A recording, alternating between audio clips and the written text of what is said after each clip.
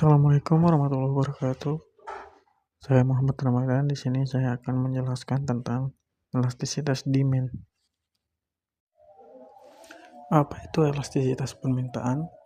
Elastisitas permintaan adalah konsep ekonomi yang mengukur seberapa sensitif permintaan suatu barang terhadap perubahan harga barang itu.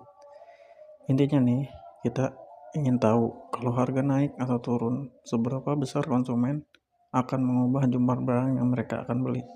Misalnya ketika barang naik, konsumen akan jauh cenderung lebih tidak akan membeli barang tersebut. Tapi ketika kondisi harga turun dan kualitas barang tersebut bagus, maka konsumen akan berbondong-bondong untuk membeli barang tersebut. Selanjutnya, ada kenapa penting memahami elastisitas permintaan. Elastisitas permintaan penting karena untuk membantu pelaku bisnis untuk menentukan harga jual produk yang tepat supaya keuntungan yang diperoleh dapat maksimal.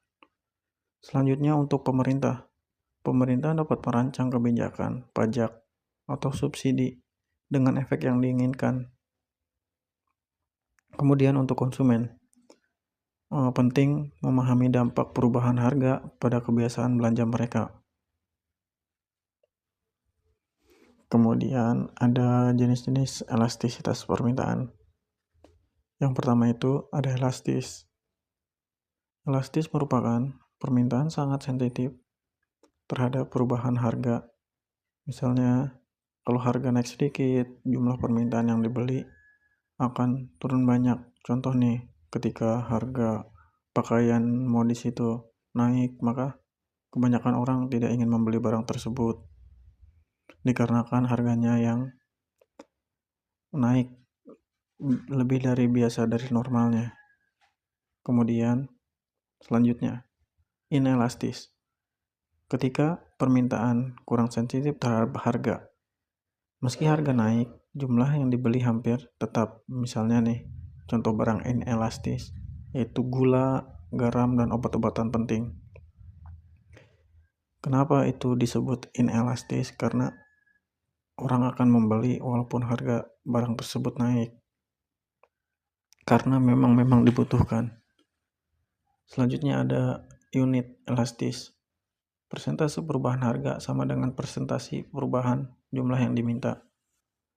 Kemudian ada permintaan sempurna. Jumlah barang yang diminta tidak berubah sama sekali, meskipun harga berubah. Contohnya, kebutuhan sangat pokok tidak bisa diganti. Permintaan sempurna inelastis. Konsumen hanya ingin membeli pada satu harga tertentu. Contohnya, ketika dia ingin membeli sebuah sepatu dengan harga 100.000 dan pada saat itu toko tersebut mengalami kenaikan harga barang tersebut menjadi 120.000. Konsumen tidak akan membeli sepatu tersebut dikarenakan kenaikan 20.000 tersebut. Dia hanya ingin membeli dengan harga tetap di 100.000.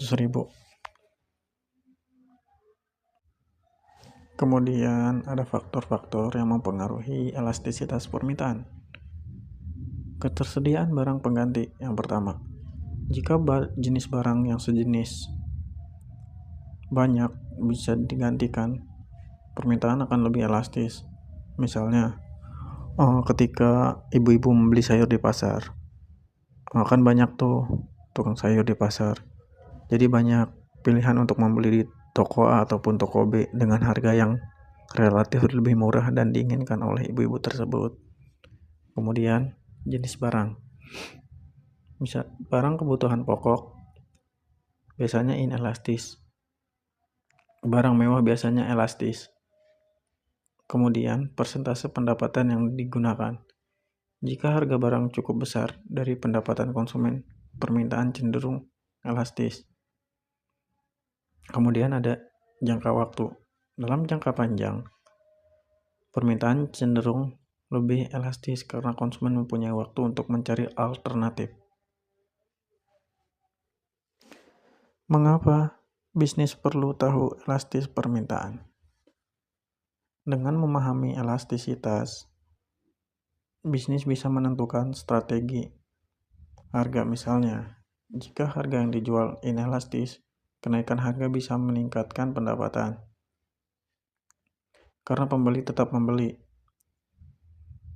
Nah, yang kedua itu, jika barang elastis, kenaikan harga barang bisa menurunkan pendapatan karena banyak pembeli yang beralih ke barang lain. Kemudian kesimpulan dari saya, elastisitas permintaan menunjukkan seberapa besar perubahan harga barang yang diminta saat harga berubah. Ini penting untuk mengambil keputusan bisnis dan kebijakan ekonomi. Memahami elastisitas membantu kita paham perilaku konsumen secara lebih mendalam. Sekian dari saya. Assalamualaikum warahmatullahi wabarakatuh. Sekian presentasi dari saya. Kurang lebihnya mohon maaf. Saya akhiri. Assalamualaikum warahmatullahi wabarakatuh.